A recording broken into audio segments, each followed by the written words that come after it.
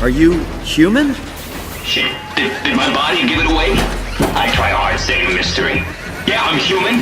Are you? There's something special about a game that plays with a pretty typical video game trope and exceeds expectations. There's also something special about a game that has you thinking about its concepts and ideologies long after you finish it. We've all played it, where you wake up in a strange alien and hostile location, only to have no recollection of how you ended up there. To uncover how you ended up there and what possibly went wrong. Some games do it well, some games don't.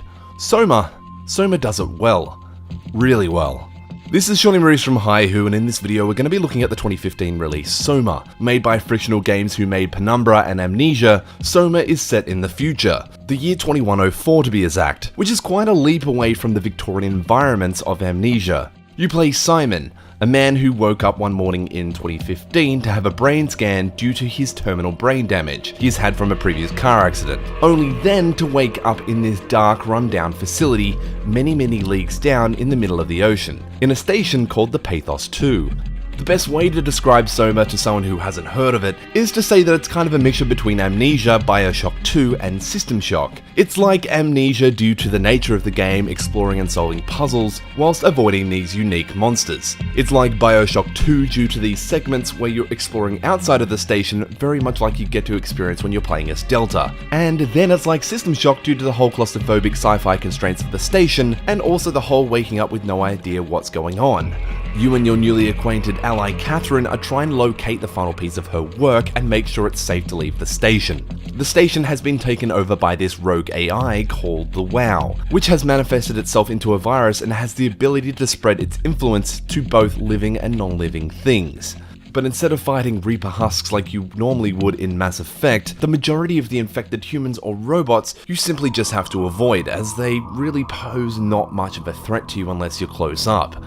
You'll play games very similar to Dead Space, where your objective is to survive via killing and constantly moving forward. The parts of this story will be essentially spelled out to you with these large cutscenes. Soma is a little bit different. Whilst yes, you are avoiding enemies, a lot of the environment and things you come across, things you read, robots you talk to, and the conversations between yourself and Catherine will open up much more of a philosophical type of experience. It's not like whilst you're killing creatures in Dead Space, you'll be thinking about things quite deeply. It's simply killing, and my attention is focused on surviving. You'll spend a lot of the time in Soma in complete silence, except from the hum and the creaks of the Pathos 2, left alone to your own thoughts, and generally left to think about what had just been said or what you just discovered.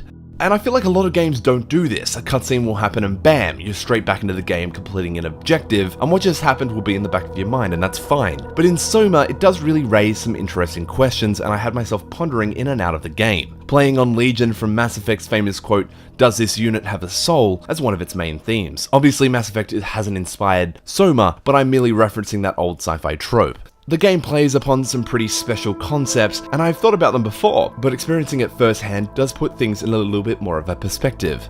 As you play, Catherine will be occasionally communicating with you via intercom, very much in the same vein as Atlas from BioShock and Dr. Janice Polito from System Shock 2. You'll be instructed to do things and complete tasks. This trope is a fairly common one, but playing in a world with a rogue AI and having played games like BioShock where you can't exactly trust everyone you speak to, I was constantly questioning my motives of my ally. It was really hard to predict where my allegiance was with her and where it was eventually going to end up, especially when the writers know that you'd be questioning this and wrote a lot of things into the game to mess with your trust. As this is a fictional game though, I feel like we should probably talk about the monsters really quickly though, and the whole horror setting. This is a horror game, yes, but nowhere near Amnesia in terms of the level of spooks. Soma plays upon intrigue rather than inducing fear to the player, and whilst the game does play homage to everything Lovecraftian, the monsters in Soma, well, they aren't exactly that scary. They are more hurt and twisted due to the results of the WoW. You are often given the ability to stand very close to some of these creatures, and watching them walk and hearing them scream in what I can only assume is pain left me thinking about the concepts of the game, especially the does this unit have a soul concept. These horrific themes and concepts are truly where the horror aspects lay within the game. The creatures can kill you, yes, but I felt like most of the time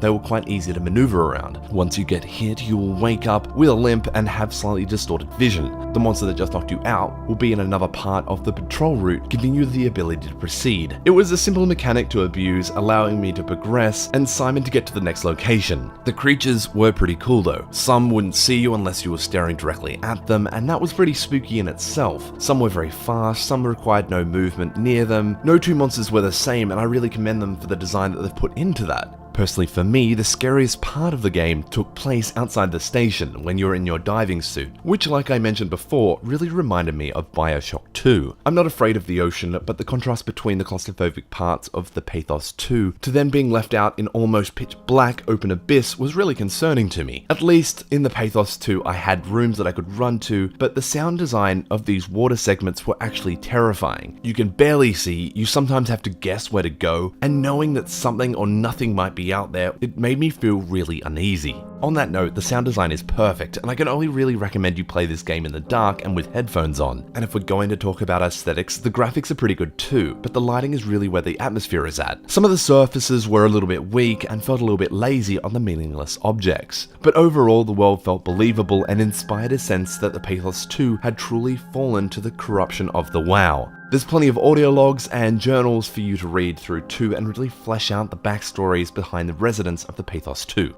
The game's puzzles are generally pretty easy, and sometimes the puzzle itself is moving around the map, avoiding these monsters lurking around each corner. I never really felt stuck, and it lended to the pacing of the game to move rather seamlessly. I think downtime for the player, especially downtime after stressful situations, is rather important, and they really worked that into Soma, allowing the player to explore and find out what exactly happened in the Pathos 2, generally in these moments of silence. And the game isn't all doom and gloom either. Simon is a Canadian dude from 2015 figuring out what the hell actually happened. And some of the people or robots you come across are pretty funny and interesting too. The game also does give Simon moral choices, but just a warning, these aren't moral choices that change the story. Instead, they are choices that you, the player, make and then have to heavily ponder on afterwards. This isn't a Telltale game, this is an actual choice that has real ethical concepts surrounding them, and I really think that this is quite interesting. I don't recall off the top of my head right now where another game has done this, maybe in The Last of Us with that guy with his gas mask and you have to choose to shoot him or not, or to save your bullets. Let me know in the comments below of what other games you think might do this. The game goes for around 10 to 12 hours depending on how much you explore. For those who might be deterred by horror games, the first 30 minutes are actually kind of spooky, but then after that it's playing more upon horror and sci-fi philosophical themes rather than trying to scare the shit out of you. The game sells for around $20 on Steam and goes on sale quite often. The game was actually gifted to me by a random dude off Reddit, so RacerX, you are a fucking legend. Thanks man, this game was sick. The game heavily reminded me of a point-and-click adventure game I played earlier on this year called Stasis, which actually came out 20 days before Soma in 2015. Both have very similar themes and concepts. If you think you're too much of a wuss to play Soma, try Stasis first, but I promise you, Soma isn't that scary. Soma has truly left me thinking about the game after I've played it, and I'll probably be thinking about some of the questions and concepts for quite a while. I really did enjoy Soma, and if you're a massive fan of sci-fi like I am, I can recommend you pick this up at any price. Let me know what you think of Soma in the comments below. If you like what you've seen here and you want to see more, hit the like and sub button. This is Shawnee Maurice from Hihu. Thanks for watching.